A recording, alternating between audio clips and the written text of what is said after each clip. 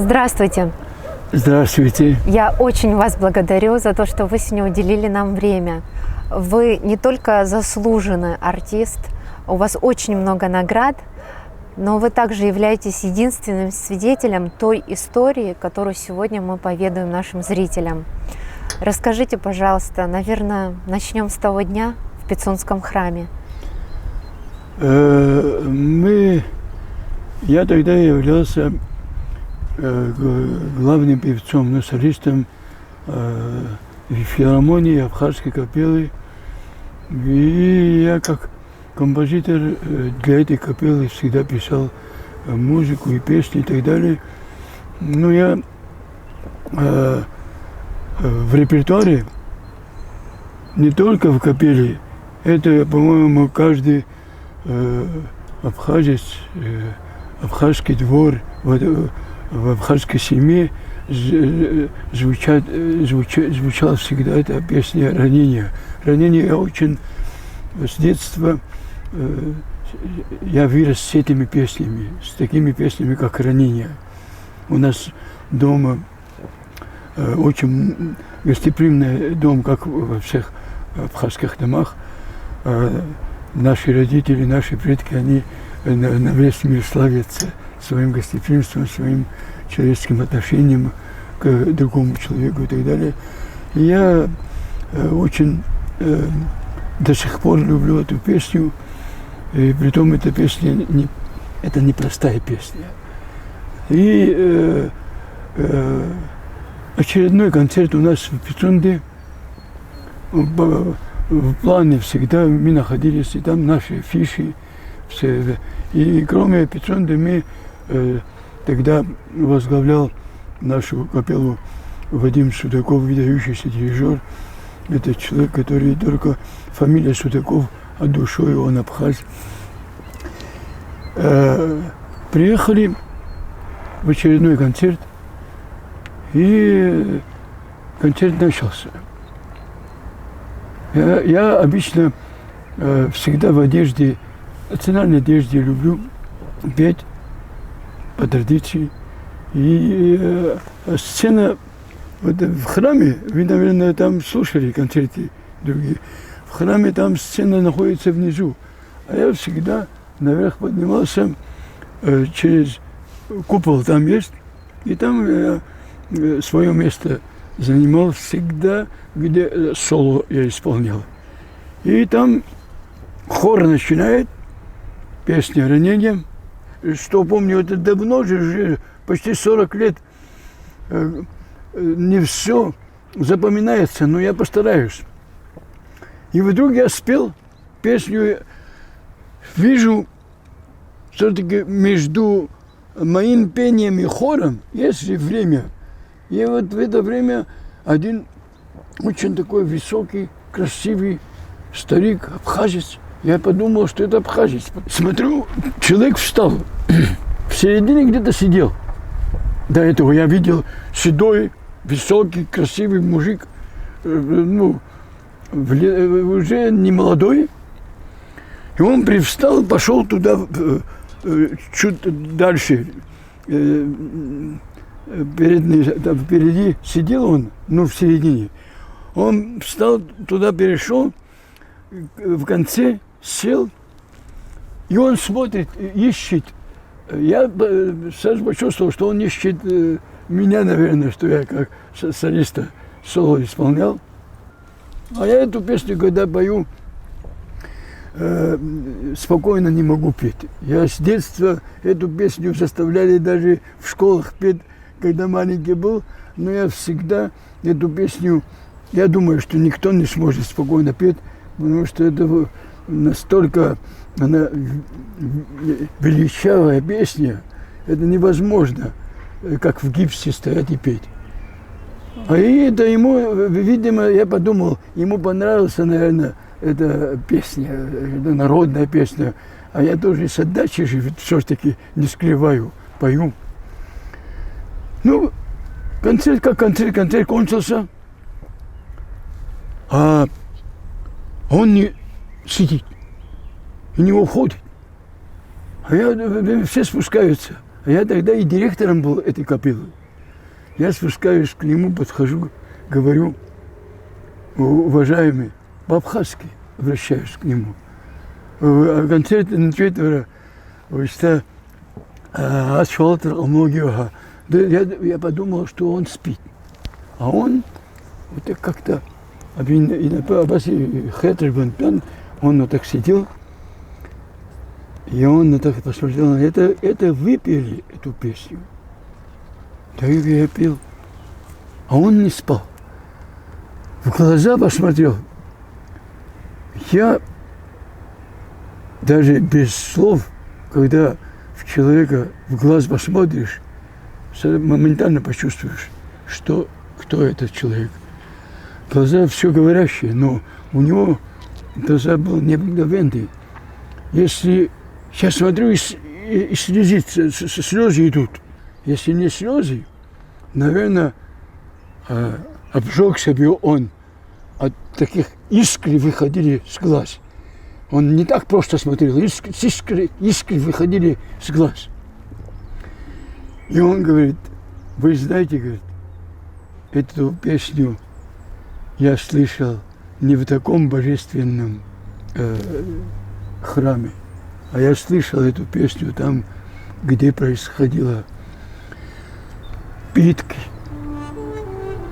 где убивали людей невинных. Это где, я говорю? Это, говорит, в концлагере в Германии. И там, говорит, он так рассказывал, я видел, говорит, вашего земляка, человек настоящего, внутренне, говорит, который всю жизнь, наверное, он воспевал героизм, говорит, героя настоящего, который не сдавался, говорит. И как он рассказал, я потом вспомнил, где-то в плен попал, в Керчи, по-моему. Кто попал в плен? Про кого он говорил. Я говорю, кто он? Это, говорит, Александр Сангулев. Его называли Молчуном, говорит он. Молчун. И он говорит, оказался он не молчуном, но там он был молчуном. Чтобы, как бы не питали его. Там убивали, говорит. Там крематория, там, я не знаю, там как это называл, это все его названия сейчас не помню, это уже много лет прошло. И там, говорит, он, и ваш земляк, говорит, Сангуль Александр, это, говорит, мужественнейший человек, говорит, в очереди стоял, через труп должен был проходить, говорит, он, ну, не знаю, он, что за трубу он имел в виду, видимо, через трубы выпускали их, это, ну, убивали. А в каком году он вам рассказывал это? По-моему, 86-й год, вот так, 85-й год, 86-й. Он рассказывал. И он начал рассказывать, и он каждый раз, как будто вот сегодня это произошло. Он оказался немцем, он назвал свою фамилию Крамер. Эту песню он всегда пел, говорит, вот эта песня. Ранение абхазец, да. Ранение, эта песня, говорит, потому, когда вы спели, многие, наверное, думают, что вы просто так поете, но эту песню, говорит, я почувствовал, что и в народе, это ваш народ, говорит, это мужественный народ, говорит, только я, зная Сангулью, я узнал ваш народ, он сказал.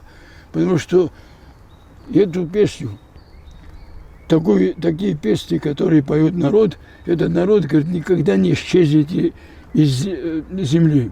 Они всегда будут жить. Это не умирающая песня, это дающая жизнь человеку, это дающая человеку героизм.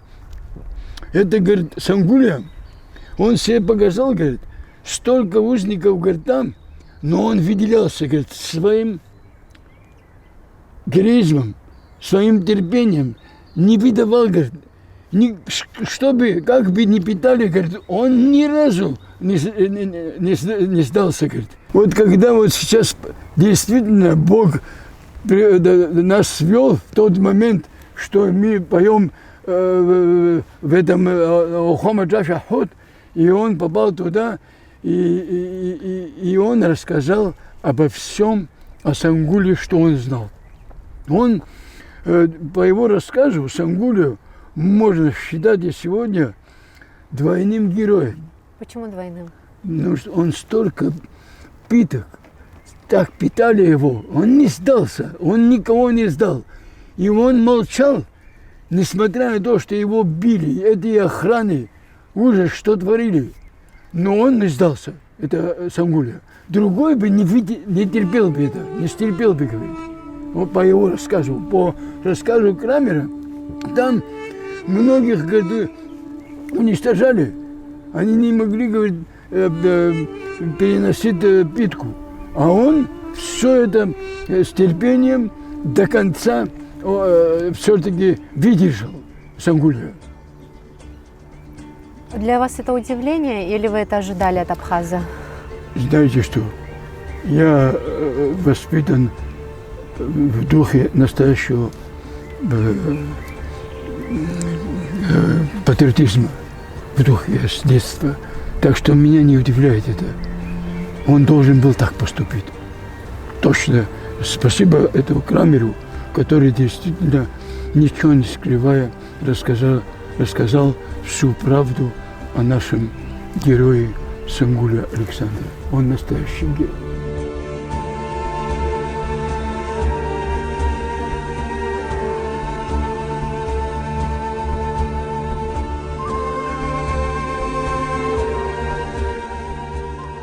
Вильгельмом Крамером, и они часто общались. Он рассказывал об обычаях, он рассказывал о своей чудесной жене Хане Тамаре Ивановне Гицба, о своем маленьком сыне Алхасе. И знаете, просто и я, когда все это материал попал ко мне в руки, я первое, что сделала, я быстро утром поехала в Гудаутский район и нашла несколько фотографий погибших в Сангуле. И именно на фотографию Александра, он сказал, вот он, прижал к груди, поцеловал фотографию, говорит, вы мне подарите? Я говорю, конечно, подарю. И он в карман пиджака положил фотографию, и все время у него лицо было залито слезами. Я говорю, вы не расстраивайтесь так. Он засмеялся, говорит, теперь я могу и умереть, я выполнил просьбу моего друга. Где он погиб, и погиб как герой. Я рассказал. Ну, вот он уехал, я ему дала свой адрес, он мне прислал 3 письма, и у них не было детей с женой. И вот у меня прервалась связь, я потом написала, она ответила, что он умер. Ну, с такую жизнь прожить в лагере, и быть битым и искалеченным, он еще долго прожил. А что произошло тогда с Сангуле в концлагере? Ну что, он стал под влиянием своих товарищей по подполью, он стал вести подпольную работу. И знаете, так получилось, что у него это очень хорошо получалось потом. А что входило в подпольную работу? Ну, они, во-первых, первое, что они делали, спасали новых узников, которые вот поддерживали, подбадривали их, что не надо рисковать зря жизнью, отвечать там на удары ударами, надо уметь молча переносить это пока, а потом, может, и освободят нас, нам придет наша армия. Подпольная организация в концлагере, да? Да, 44-й год уже и подпольная организация знала, что наши наступают. В 44-м году они были уже, да, так сказать, в конце 44-го года, можете себе представить, уже на территории Германии наши войска были. Кто-то из кавказцев еще был вместе с Сангулем? Ну, я вам скажу сейчас, я могу вам перечислить, их было 20 человек. Что значит 20? 20, ну, не совсем кавказцев, значит, вот я возьму бумажку, все фамилии. Аминсултан Алиев из Грозного, потом дагестанец Заурбех Цадас, Петрос Авакян из Еревана, Николай Донской из Ростова. И Михаил Чиквашвили, он был из Тбилиси. Вы знаете, когда вызвал вот и начальнику лагеря, и начальнику конезавода, пришла идея повеселить солдат и офицеров раненых, там же Зонненберг это город был, и там были санатории для раненых. Немцев, да. И они решили устроить скачки. А конезавод этот был какого-то выдающегося приближенного к Гитлеру человека. Некоторые говорили, что это был конезавод Кальтенбруннер, а другие другую фамилию называли. Ну и вот Сангулия чем-то привлекал Альфреда Рунге, начальника лагеря. Он его вызвал даже 2 раза. Ночью, в 12 часов ночи он вызвал и говорит: я воевал на Северном Кавказе, я был там ранен, и я хочу вам сказать, что один князь северокавказский сказал мне, что мы, немцы, фашисты, мы опоздали прийти, потому что дети, которые вырастила советская власть, и мы, они уже воюют за свою родину и за свои республики.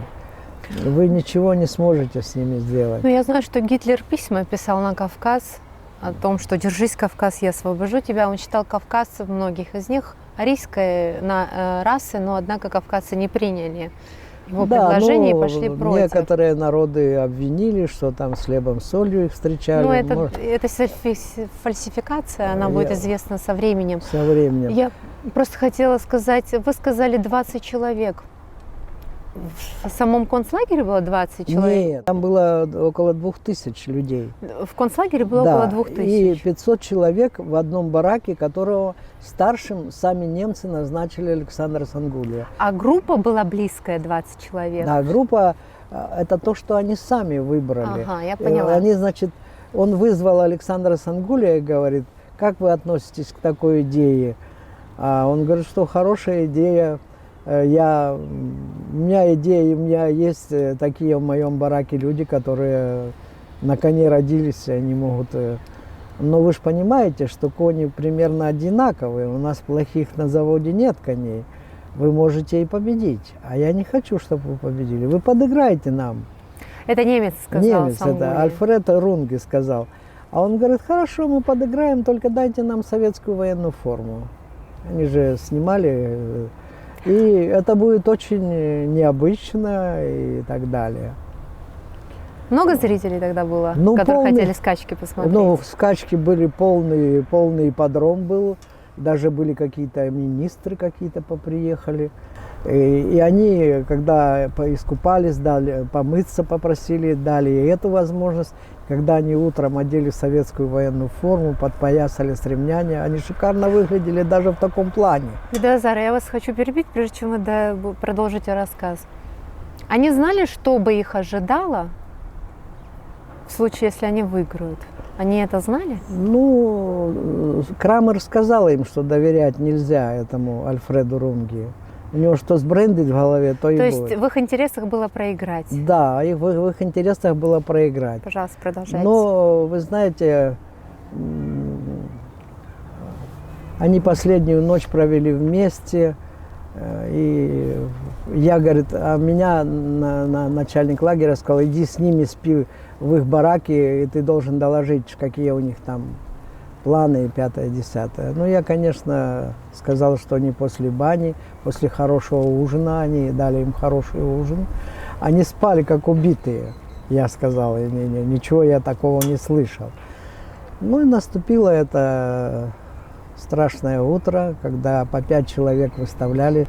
И я понял, что он их убьет все равно.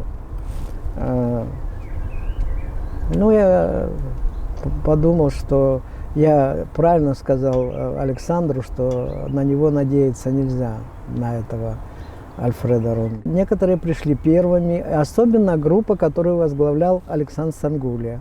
Там вот был этот Алиев, там Маша Алоев, кабардинец, Амин Султан Алиев, учитель из села Гюрзель. Там был Николай Донской, и там был Зураб Заурбек Цадас, дагестанец. И вот они сумели. Они подыгрывали первое время. Сначала. Да, и вот они так радовался, этот Альфред Рунге. Ну, пожалуй, его я оставлю в живых. А я, говорит, сижу около них. Кого его оставить живых? Ну, Сангулия. А всех остальных пропустим выхлоп через трубу, сожжем крематорию. Ну, Не на тех нарвался? ну, вы думаете, что?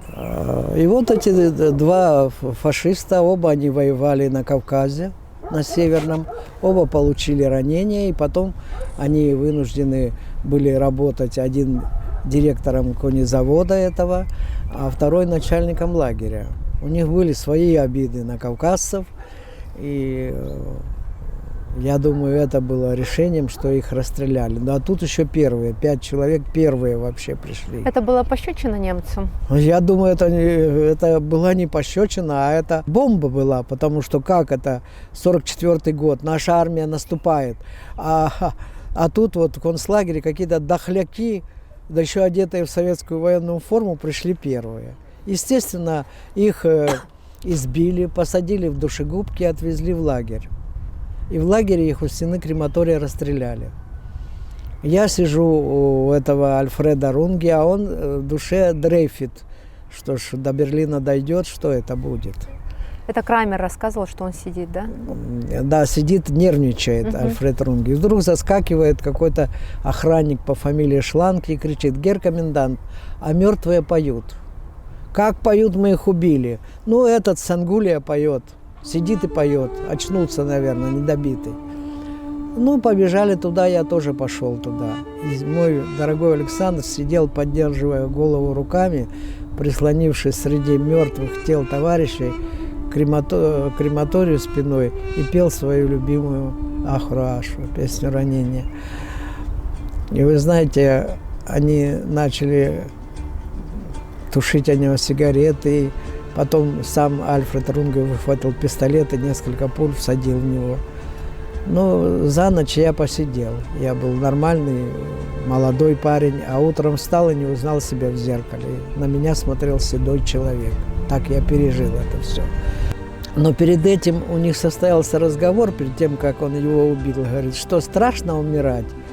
Он говорит, в этой жизни никто бессмертным не рождается, но только есть люди, которые умирают, и их оплакивают и провожают в путь последний. А вот вы, если фашисты, будете умирать, за вами никто слезы не прольет.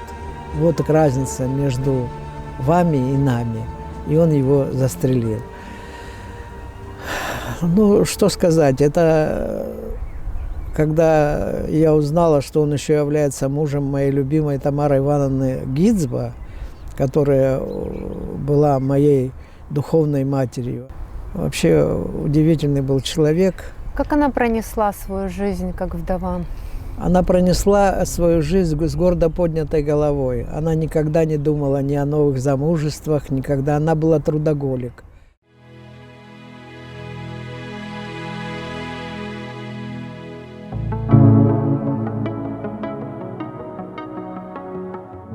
Как вы считаете, это судьба? Они абсолютно невиновны. Я считаю, что это не только судьба, это человеческое фактор человеческий. не даже зверство, человеческое зверство все-таки это сейчас, что наше время тоже же можно сравнить, а что на Украине мало, или к нам, что пришли войной, разве мы заслуживали, чтобы войной пришли? Мы же никогда не воевали друг с другом. Когда умер ваш сын, вы никого не звали на похороны, пришло 500 человек его хоронить. Больше даже. Мы были у наших золотых братьев в Бзыпе, там нам пришлось воевать оттуда. Почему это во время войны он умер? Он во время войны умер? Во время войны. То есть во время войны 500 человек, более 500 человек приходят хоронить? Да. Это как, друзья. Можно я вам задам такой вопрос? Да. Как надо проживать свою жизнь так, чтобы не будучи какой-то поп-звездой, ну, мнимой звездой, или там официально объявлять и зазывать людей. Некоторые даже обязуют в каких-то странах приходить на похороны какого-то лидера. А как надо прожить свою жизнь так, чтобы когда ты умер, к тебе пришло столько людей отдать дань уважения? Я понял. И он совсем молодым умер, и его друзья тоже. 28 человек мы потеряли там на Ахбюке десантов. А он один из вот этого взводом он возглавлял, он был моим командиром. Возглавлял. Ваш сын был вашим командиром? Да, он был там командиром. Общим командиром батальона был Ашба Венор, а он взвод командир. В тот день, который на вертолете поднялись туда, это он возглавлял. Но я считаю, что люди пришли не от того, что я приглашал или другой приглашал. Люди моментально чувствуют, кто есть кто как себя поставит перед Родиной, какое отношение, его отношение к народу, к своей Родине, и с какой чистотой он относится. По-моему, это все, которые пришли, привело его настоящая любовь к своей родине. В 25 лет он, зная, что погибнет, пошел на это со своими друзьями. Даже некоторые говорили, что с Северного Кавказа приехали там наемники. Ни один наемник здесь у нас не воевал с нами. Они зов сердца, они сами приехали. Их привело наше братство, наш кровь, общий кровь. Я считаю, что каждый человек должен по-настоящему честно отнестись к человечеству. Не только к родству, вообще к человечеству. Человеколюбие. Человеколюбие. Вот это. И для нашего батальона, и для моего сына, и вот это воспитание наших родных, я считаю, что мы восприняли правильно. В первую очередь наши родители спрашивали с человеком, с которым ты дружишь, какие его родители, как люди. Их человеческое отношение спрашивали, а не национальность.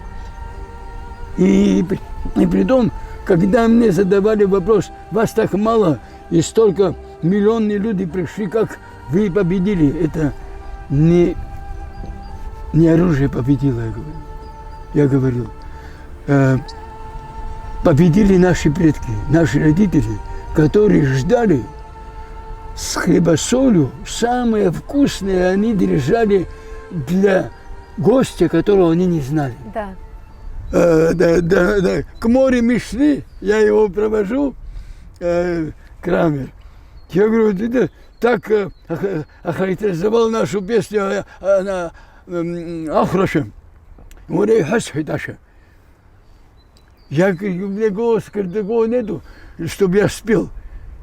И когда я начал петь, он со мной спел без всякого. Мелодию помнил он. Ну, только не в два голоса мы пели, в один голос со мной пел он. Он спел. С пением мы шли, все смотрят на нас. А они видят, что иностранец поет на абхазском языке. Я говорю, теперь вы, я говорю, не немец, вы абхазец. Я вот так вот рукой, я согласен, вот так сказал. Я, говорит, мне посчастливился, что я попал в Абхазию, он сказал. Попал, говорит, на родине Александра Сангуля, этого, говорит, героя из героев. Вот так он сказал. И вот так слезы пошли слезы. Это вот я это никогда не забуду. Никогда не забуду. То-то у меня к вам большая просьба. Вы могли бы спеть хотя бы куплет этой песни «Ранение»? Не знаю, сегодня голос Ну, Я думаю, все равно будет хорошо.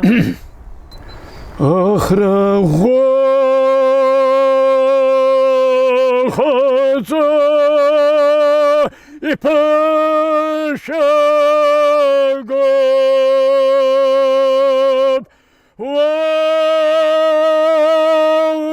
Варайда,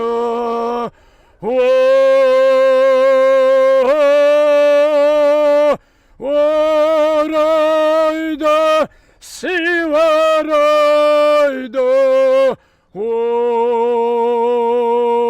Варадо,